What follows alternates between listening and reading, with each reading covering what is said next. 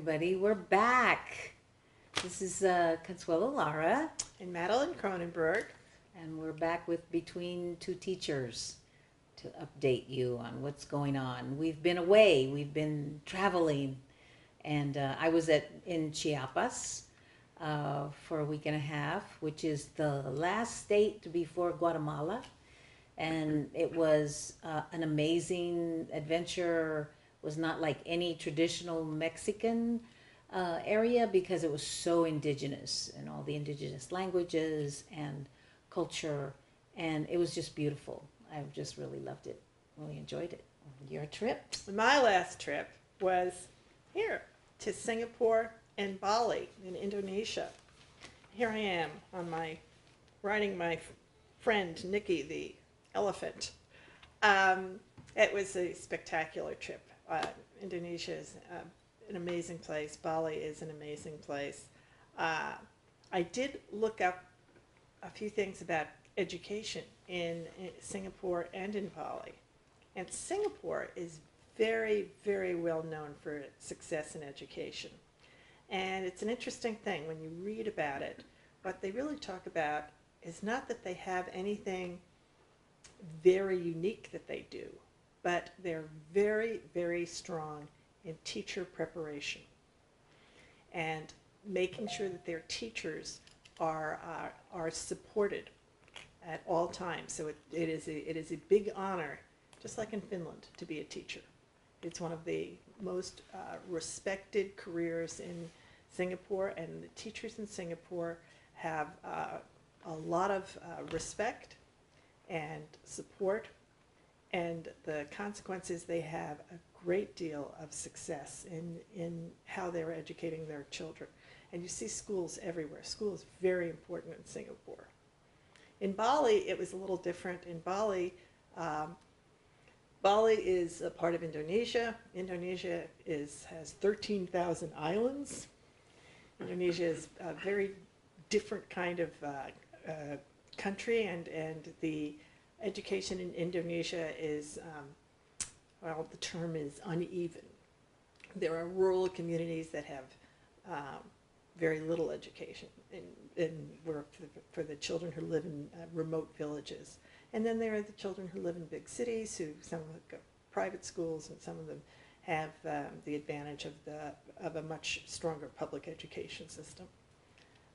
But I would always pay attention to that when I'm traveling, and I realized that we have to really have perspective on everything we do, because we get lost in thinking that everything in the American system is the only system out there, and we're not. We're not. So that was my adventure from the last time I've seen you. But we've had a couple of meetings, And now we're back, and couple of things that have happened is we had the Stege Reimagining meeting, which I thought went really well. A lot of community came out, and I really appreciate when people are honest and speak their mind and let us know, the frustrations, because we need to take all that into consideration. But know that everybody wants success from that school, and to turn it around. So the work has started, and as much input as we can get from everyone, I think. And there were even things people could do right now if they wanted to participate and volunteer, and there was a whole list of activities that they could join. So as well as the long-range plans of having high-quality educators there at that school. So a lot of great ideas. I think they're going to come together with the negotiating with the union to make sure that we have that agreement, so that we can get extra compensation for teachers that want to work there, right, at the school. So and it's happening soon. That's the most exciting part of the Stege conversation for me, was that we're not waiting for a year to do something. What's going to happen is there'll be a new team of teachers starting in September, who will be much more experienced than the teachers that have been at Stege in the past. Although I am certain that there's an opportunity for the teachers that are currently there also to continue. So in no way do I mean that we're removing any of those teachers. But there's always been turnover there, so that turnover is going to be, the teachers that will be coming in will be far more experienced than they have been in the past, so that we're much more likely to have success. And hopefully the families at Stege will be getting additional support. Parenting, educational support, career education support where they are more connected to the school itself, where the teachers really get to know the families and visit the families, and becomes a true center of the Stege community. That's my real hope for them, and I believe that it's going to happen. Everyone in that room, this was a very, very concerned, passionate group of people who came to the Reimagining meeting the other evening, and I know that there is a commitment on everybody's part to have this school become the shining star that it needs to be. So the Stege story is only just beginning. Yep. And then another thing that happened was we had a joint meeting with City Council and the board, the school board, and that also went very well.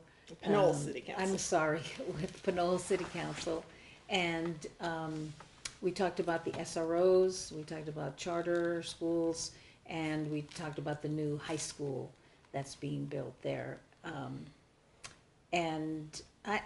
We always have had lots of support from our cities for the schools. They care deeply about the schools in their cities, and we want to strengthen that partnership. And hopefully this is one of many that we're going to have joint meetings with the other cities, city councils as well. So yes, yeah. So that went very well. And I'll attach the presentation. There was a very powerful presentation around the charter schools that was included in the Pinole meeting, and so I'll attach that in the documents here in this episode, so that anybody who's interested can see it, because it really does show the number of students that we're going to have in our charter schools. And it was an interesting thing to me when I've looked at that number. It's something like I don't know, it's like 5,000 students that'll be in there, all together in our charters, and it sort of shows that we don't have declining enrollment in our district. If you add those children into with the district children, the traditional school district children, you wind up with the same number we had years ago. It's just that they have been moved off, right? And it's not that these are children from some other place, meaning that some of them may come from the parochial schools that have closed, but still it's not that many. Most of these are our kids, and I think when you really look at that number, you see we're not in declining enrollment, we're in siphoning off enrollment, and that's why we've had to work so hard to make sure that the charter schools expansion is ended.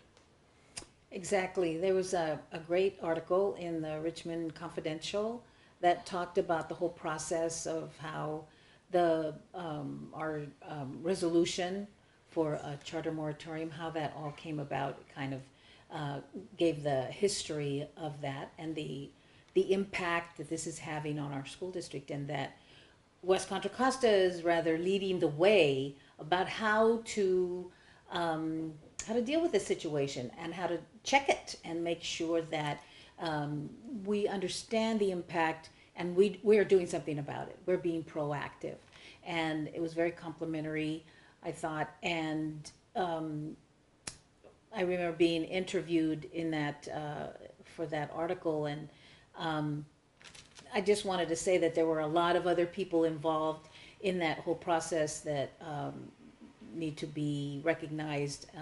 For instance, I had said I thought it wouldn't be passed, but this would just call the question and we'd find out who supports and who doesn't.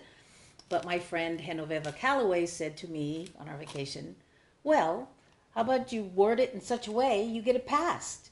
And that kind of blew my mind. And because of that, I was able to bring in, then we talked, Madeline Kronenberg and I, and then Val Cuevas, and then Demetrio, and it became more inclusive with more people. And then CTA, of course, went through it to see that, okay, you can't get sued on any of these things. This is pretty good, pretty thorough, and it gets to the point. It says what your values are, and yeah, this could pass. And lo and behold, it did. So it's a way to be proactive, because that would be my advice. If you see this coming, you need to be proactive and not be in the position of being on the defensive, and then you have to put out fires. We need to really look at what's possible and what's the worst that could happen, and then let's try to fix it or address it. And so that was my intent for all of that, and I feel really happy that this was able to go forth. And now we are looking at those pieces. In fact, things have come from it. For instance, legislation, and our district is supporting certain legislation that's coming from Sacramento about charter reform.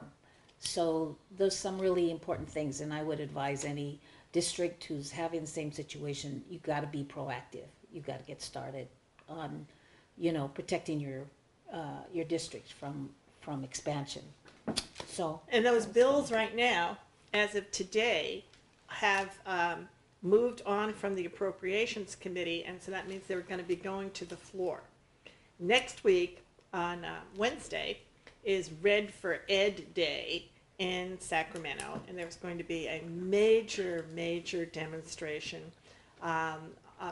by CTA, the California Teachers Association, and other supporters of traditional schools, who will be there to rally for the passage of the bills that will limit charter expansion and require more oversight for charter schools. So we can all hope you could join us. You can write to your legislators to support it. It's very important. I'll link to the information here on the episode, and I'll also link to the Richmond Confidential article so that anybody who is interested can read the article. But it is the message here is, don't be afraid to be proactive, right? And realize that to not be, at this point in time, to not be proactive is a choice to step back and let other agendas take over that will hurt our kids. And that's what has happened in the past, and that's what we have to make sure doesn't happen in the future. Exactly. Very good. One of the big issues that has come up is for us is concerning adult education. It was brought up in our Concilio Latino today by Kristen Persley and their negotiations. Adult education needs more attention, absolutely. And there's just so many possibilities, so much potential there for having a thriving adult school, how it affects almost every part of our district and our community in general. So many different things that can come from it. So this is a new campaign for us. And as the adult school I'm the adult school veteran, so I'm so happy to see adult school took the big hit during the Great Recession. The part of California, the California education system that was decimated was the funding for adult education. And so the way we fund our system in California is that school districts get paid for every student who attends. And the payment for the students in adult ed was ended. So that's a big problem. And that hasn't been brought back. It's been brought back in other ways, but none of them are equivalent to what we had before that. So what happens now, which was not true before, is when we take money and invest it in our older adults, as the board has done recently, or in any of our adult ed programs, we're taking money out of the general fund that would otherwise be used in a K-12 classroom. And what we have to hope will happen is that there will be a funding stream again that is dedicated to the adult school student and is not going to be something that impacts our K-12 students. So that's something we can work on. That's another thing that we can be proactive about and speak to our legislators about and work with the adult ed community to bring forward, because we are now in a position where the state of California is no longer in a recession. In fact, has extra money and simply hasn't become motivated to give it to adult ed. And that really is important and needs to happen. Yeah, it's just like it's been an oversight, like a blind spot that just people don't recognize. So we're going to talk to our friend Buffy and Yes. see if she can champion this. Just the potential for it. And then we were talking about Stege and the need for outreach into the community, the kinds of services that those the community needs. For instance, parent education. Well, that's adult ed. Job training. There again, adult ed. So certification for daycare licensing that can be gone through adult ed. There are so many possibilities. There's so much potential there to serve so many different needs in our community and in our school district that that needs to be much more alive and thriving much more. So that we're going to try to bring that out, bring that up to the attention of those who need to see it. So we're very excited about that one. And so we had the Concilio Latino today, and we were talking to the principal over there, Mr. De Leon, and Yes. discovered that there was a field trip that had been scheduled for students to go to Google. And To the academies. This is our CTE academy that was going to go. pathways, and there was a glitch. Yes, there was a glitch in the transportation system. The bus that was supposed to, or the buses that were going to take the students to Mountain View never came. And so the trip never happened. This is a very sad story. Yeah, I think it's a travesty because, I mean, if they were juniors, seniors, this is it. You know, when are they going to go again? This is the end of the year, and where was the backup? And it was, I want to say it's a misunderstanding, but it wasn't. It was the transportation company really dropped the ball, and they should have had some, there needed to be some kind of backup because they didn't do what they were supposed to. So that caused the question about in our district, you know, what kind of transportation options we might have available so that things like that don't happen. So there's a conversation there. I mean, we need to look at just in general scheduling protocols. That's the easy part. That's the easy fix. And, and the second one is whether or not it does make sense for us to have a use of another kind of fleet. We don't have a transportation department. We don't have a bus department, and we haven't had for years. And we certainly don't have the funding to offer buses. But there are other possibilities to look at. Great. Okay, well, thank you very much, and we'll see you again. See you next time.